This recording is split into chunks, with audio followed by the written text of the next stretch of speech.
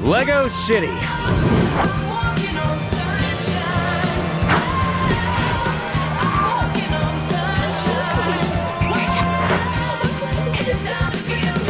Let's be honest, the Wii U needed this. As great as games like Mario, Batman, Mass Effect, and Call of Duty are, it needed a release that wasn't just an old port or another Mario. It needed something fresh, something new, something exclusive, and something good. Rejoice, Wii U owners. Lego City is all of those things.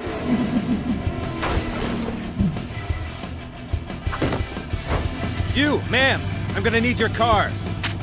Finally released this week to the Wii U, Lego City Undercover represents a major turning point for the Lego games. It breaks from the Lego standard, it doesn't have a huge mega franchise attached to it, and it was published by Nintendo. In fact, it's also a turning point for Nintendo, or at least so they hope, because as great as some of the Wii U's games have been, it could really use more of this. Chase McCain. Chase McCain? You're a legend! You play as Chase McCain. He plays the all-star cop. You know the type. Great hair, dreamy smile, played by some rugged actor. And I'm not a legend. I'm an ordinary cop. Just like you, honey. Whoa! Kind of a familiar character, but that's one of the best things about Lego City. It takes inspiration, and at times even actual lines, from all kinds of movies and television shows. Don't worry, I'll buff right out. My love will go on! In fact, it may not be about Star Wars or Batman per the Lego usual, but that's exactly what makes it so good. Not only is it refreshing to have that characteristic Lego humor and charm in an original story with original characters, but it's also a fun story with fun characters. It's a world that's just really easy to get lost in. I mean, metaphorically. You actually have a map.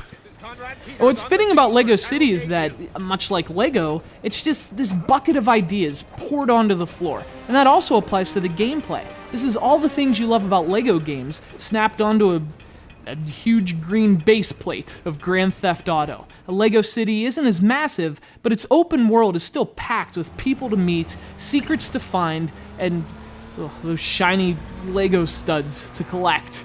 I mean, you can't not go after those things. They freaking glisten! They'll be fine. Oops, sorry. Well, the missions and story are good fun, but really, just wandering around the city is fun on its own. And part of that is because so much of it is destructible. You can smash anything made from Lego and collect the pieces, which you can use to create more useful things. Pads that magically spawn cars, reliable sea vessels. Hey, fortunately, you know a captain. A trustworthy old sea dog. Chase McCain! It's been a long time. I saw you this morning. It's been 6 hours. Now, of course, the game isn't without its issues, and chief among them, Lego City is constantly interrupting your fun with really annoying load times. The progress bars come one after another, each one more annoying than the one before. 1% complete. Progress bars. It's not enough to ruin things, but it does break up the experience, and not in a good way.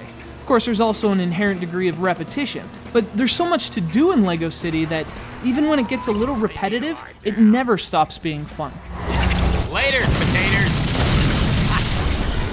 I think it's fair to say that recent Lego games were getting stale. Predictability was setting in, and as it often does, tedium seemed to follow. But simply placing the Lego concepts, the crushing, creating, and compulsive collecting, into a new framework, that of an open-world action game, it's just brilliant. It's fun, it's charming, and it's just what the Wii U needed. It's Lego City for the Nintendo Wii U. Do not disturb me! Wow.